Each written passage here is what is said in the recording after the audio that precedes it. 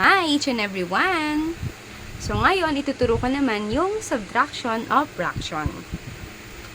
Kagaya sa nauna, dito sa number 1, meron tayong same denominator. So kapag ganyan, kukopyahin lang din natin at ima-minus natin yung numerator. So 3 minus 1 is 2. So ayan agad yung sagot sa number 1. And then for number 2 naman, meron tayo ulit magkaiba ng denominator.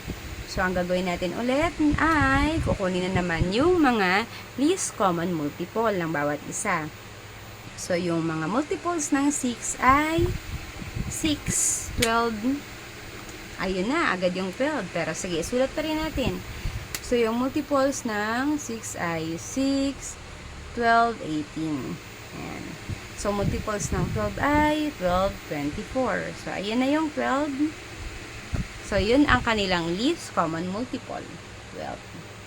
So, 12 divided by 6 ay 2 times 5, 10. Minus, ito naman ay same lang naman. So, pwede natin siyang kopyahin na lang.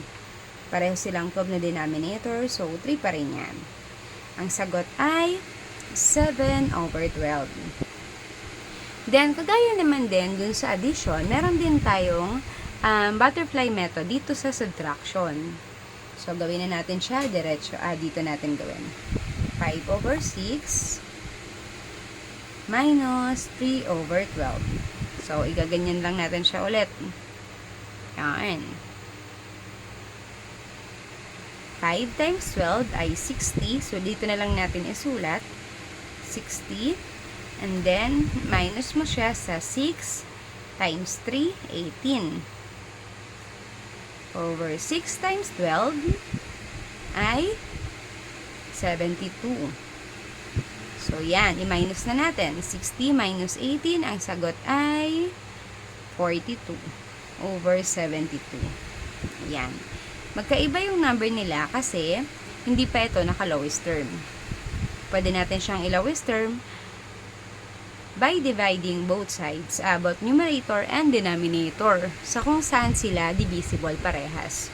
So, parehas silang divisible sa 6. Bakit ko nasabi? Kasi kapag 42 dinivide mo sa 6, ang sagot ay whole number. So, 42 divide 6, ang sagot ay 7. Then, 72 divided by 6, ang sagot ay 12. So, yan, makikita natin na dito, parehas sila. 7 over 12 and 7 over 12. So, kung ano yung mas madadalian kayo, kung eto ba yung normal way o yung butterfly method, doon na lang kayo mag-stick. Kung ano mas okay para sa inyo. Then, for number 3 naman, meron tayo ditong mixed fractions. So, i-convert natin siya sa improper fractions muna para makapag-proceed tayo. So, 2 times 6 ay 12 plus 1, 13. So, 13 over 6. Copy lang natin yung denominator. Minus, ganun ulit, i-convert natin sa improper. So, 1 times 3, 3 plus 1 is 4. Right, dito. 4. Okay, and then, copy naman natin yung 3 para sa kanyang denominator.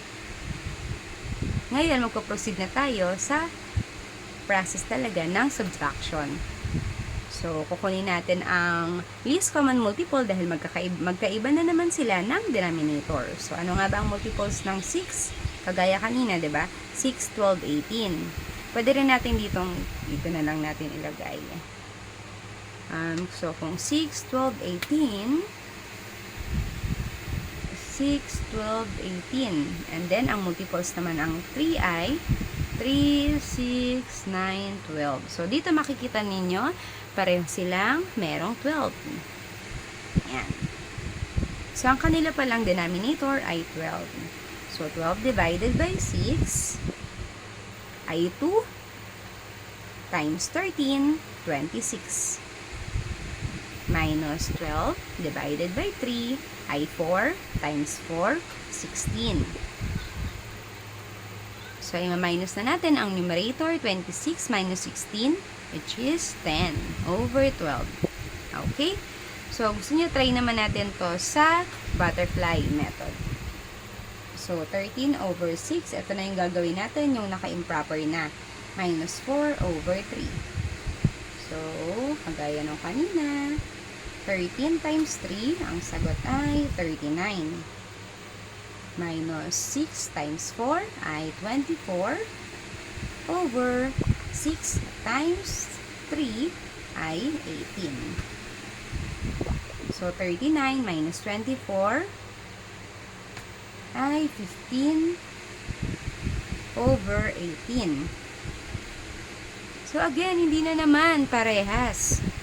Kasi, etong 10 over 12 at etong 15 over 18 ay parehong hindi pa naka-lowest term.